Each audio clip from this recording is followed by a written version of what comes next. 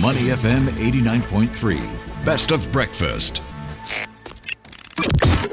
Mind your business. Only on Money FM 89.3. That's right. Welcome to Mind Your Business. I'm Ahmad Akhtar. Now, when you think about paying your bills in Singapore, there's a good chance the first thing that comes to mind is AXS. From those iconic kiosks we've all seen in shopping malls and MRT stations to the seamless digital channels many of us now rely on daily, AXS has become more than just a payment platform. What started as a bold idea to simplify payments has grown into a leading fintech player that not only serves millions locally, but is increasingly shaping the wider ASEAN digital payments landscape. Behind that story is Jeffrey Goh, co-founder, now Group CEO and Executive Director of AXS. With a career spanning IBM, the National Computer Board, and as former CEO of Nets, Jeffrey has been at the forefront of building Singapore's payments infrastructure. So to find out how he's steering AXS into its next chapter across the ASEAN fintech landscape, we're pleased to welcome Jeffrey on the show. Good morning, sir. How are you? Hi, good morning. I'm great. Thanks for coming on. AXS is a household name in Singapore. It's been around for 25 years. I certainly remember at one point paying my taxes using an AXS machine. Mm-hmm. But I want you to start by telling me how you would describe the state of Singapore's fintech landscape today and the role it plays in the broader Asian economy. I guess fintech came along about some 8 years ago, right, with a big push from MAS.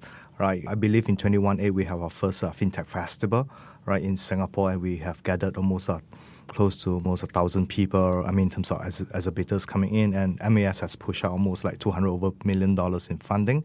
It helps to create a whole entire ecosystems. A lot of fintech companies have started from there. Fintech is such a broad word, right? We cover financial technology, so we are here, I guess, to solve all the pain points of the human everyday lives, right? For example, you have a lot of companies offering different type of services along the fintech industries, right? Including traveling cards, right? Which quite famous for a lot of those travelers. AXS plays in a very part of the essential services role that we bring the pain points of bill payments, for example. I used to remember prior to us coming along, a lot of them is queuing up during their lunchtime at SingPost to pay bills. Yes, that's right. I say, that shouldn't be the way, right? Spending productive time paying bills? No, that should be done out of your so-called office hours or productive time. Yeah. So do you see AXS as a bridge between traditional payments and digital-first solutions? I guess digital-first solution comes in about 2008 where smartphones comes around, right? So we are, in a way, had the privilege and honor to start early, right, in the year 2000 where smartphone wasn't there, but we're here to serve. So today we have not only the physical kiosk in itself, we also have our app, right, which is, I think, an internet. So today, with the app and internet, we have about 60+% of the transactions. Well, about 30% of the transactions are still going through the kiosk. Yeah, I'm going to touch on that in a little bit. But back in 2000, when you did kick things off, you chose to focus on bill payments, utilities, taxes, as well as fines. Why did you start there, and how have you evolved over the years amid the fintech evolution? Yeah. I think when we look at any fintech, we need to look at what is the desirable pool of applications, right? What do the people go for, right? It's just put, let's say, one bill payment for one telco. It's not going to gain any tractions. So we gather a pool of what we call desirable applications. So we have payments for telcos like Singtel, M1, right? We have the bills and the taxes in there. And most importantly, people always remember ask for is the fine payments, right? Let's now get into the AXS kiosks. They're all over Singapore. You have over 600 of them still in operation. Yes. Account for about 35% of total transactions. The rest are carried out online. What is the relevance of machines in 2025? We recently see a little bit of a surge in the physical kiosk activity. I guess people are now moving back a little bit more cautious because of scams, right? And apps and internet and all this are, creating some conveniences for people, but also creating some, I would say, scary moments for people. So we even work with insurance agency to provide fraud-like type of insurance product, right? So if they get fraud, they get covered. So for kiosk-wise, people that love it, they always will use it because it's very secure. Once the transaction is complete, you get a piece of receipt that comes out, right? So they feel that, okay, I've made my payments. And with the bank card that insert and key in the PIN, they actually perform the authorization themselves. So we provide a kind of sense of security which we are doing, and also the points of convenience. We are at MRT stations, neighborhoods, and shopping centers. I guess convenience is the key word there. Yeah, convenience is the key. Some may argue that we don't need AXS kiosks given the prevalence of mobile apps, pay now, and e-wallets. But as you said, it provides a sense of security.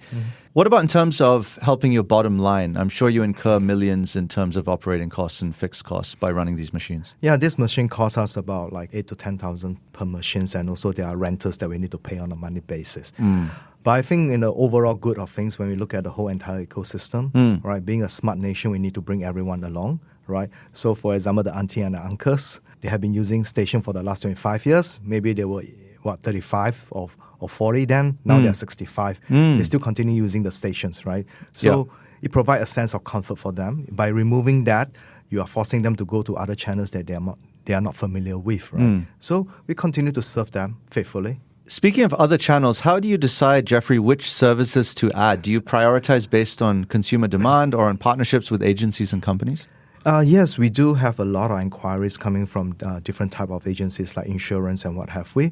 But most important thing is that we look at, based on our data, right, what are the factors that decides on which pool of application will come first. For example, when you look at bill payments, right, we have data on people paying bills, for example, on a monthly basis. Then we have people that are paying fines. Then we work very closely with the government agencies on how do we make it more seamless in a way. I guess it's both private and public, right, coming together and trying to see how can we solve some of the pain points. So for year end coming up, we are working with insurance agencies to really launch like travel insurance and so forth. So based on seasonal, based on productivity, based on, I would say, in the end, a desirable pool of application for the people. Which of these services do you think need more improvement? I think every day we are looking at services that serve the people. For example, like looking at some of these transactions that we work with government, we say, can it be done better, right? For example, because with technology today, everything can be done in a better way, cheaper, faster, right? Let's say, for example, when I was as a CEO of Nets, we launched the Pay Now, right? And you see transactions that's deducted, and then immediately see the notification comes in your phone, right? $2.40 deducted for a cup of coffee. So services like that we are looking at is that constantly looking at improving ourselves. Yeah, speaking of constantly improving yourself, you led Nets as Group CEO, as you've just alluded to, before returning to AXS. What other lessons did you take from that experience? How did it shape your vision when you came back? During my tenure as CEO of Nets then, it was a 27-year-old company. And I do a ground survey. There were only about 40% of the merchants in the heartland that had the payment terminals, right? And the rest is still cash. So I said, that's not the way to go because Nets was started in 1985, right, with the aim to move Singapore into a cashless society. And if we have that vision in mind, right, why after 27 years, only 40% of the merchants in the heartlands having the electronic payment terminals. So during my 8 years tenure there, we really pushed it up to 70%. On top of that, we launched Pay Now. Also, we launched the SGQR. So coming back to AXS, it's the same, right?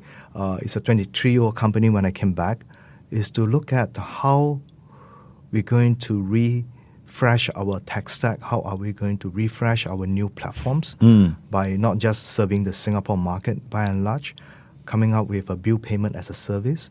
Today, we are pipes to banks like Standard Chartered, Maybank, and HSBC. So if you go there to pay bills on their website, actually through the banking website, we are actually the one processing it.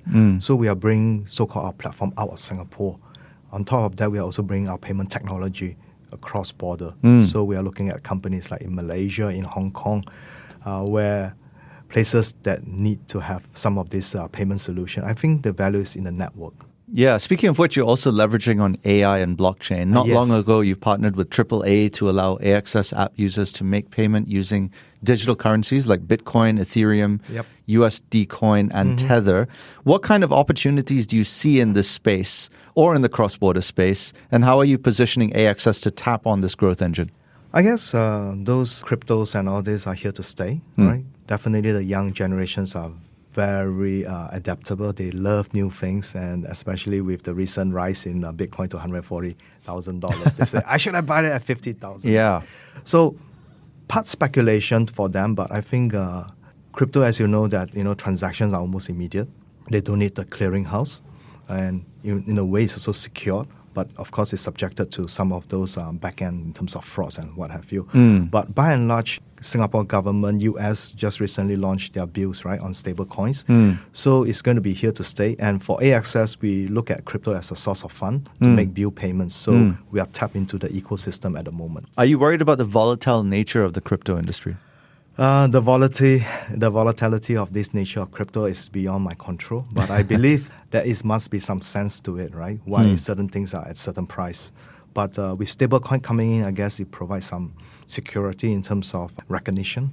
Yeah, I suppose control the controllables is your mantra, and that has certainly served you in terms of managing to remain relevant for over 20 years, AXS, the company that is.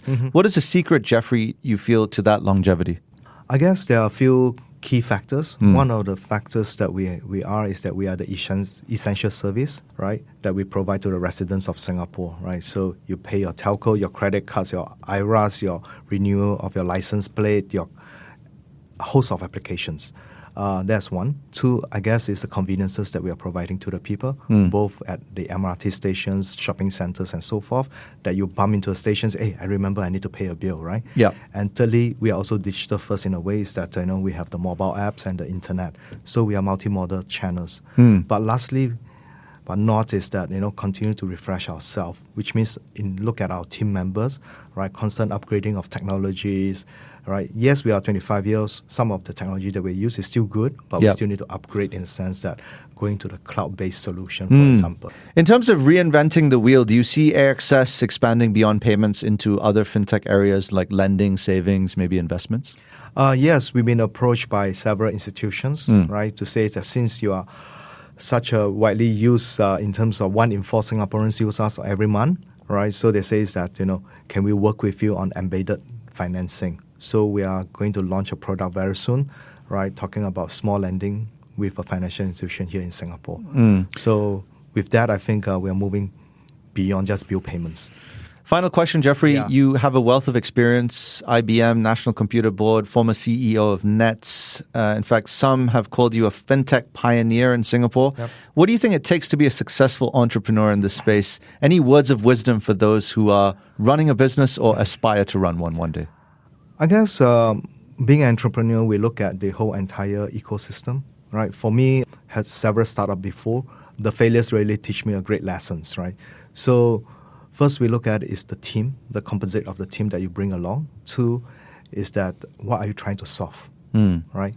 You have a great product, but are you having a solution looking for a problem, right? So that, I think, really teach me a good lessons. When I first started, I had something I thought that the world needs it, but actually it's a solution looking for problems.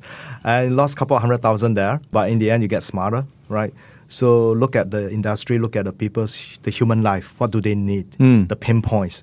If you can solve the pain points, then that's the opportunity for you. Right? Yeah, and I think another thing people will want to know is when a challenge is presented to you, how do you deconstruct it? How do you go about solving it? I guess you need sometimes the industry effort. Like whatever we do, right, we look at the whole entire ecosystem. Just like AXS, I'm not sure whether you know that last year we launched an AXS Drive, the first motorist app for Singaporeans. So you download the app, you go to car parks.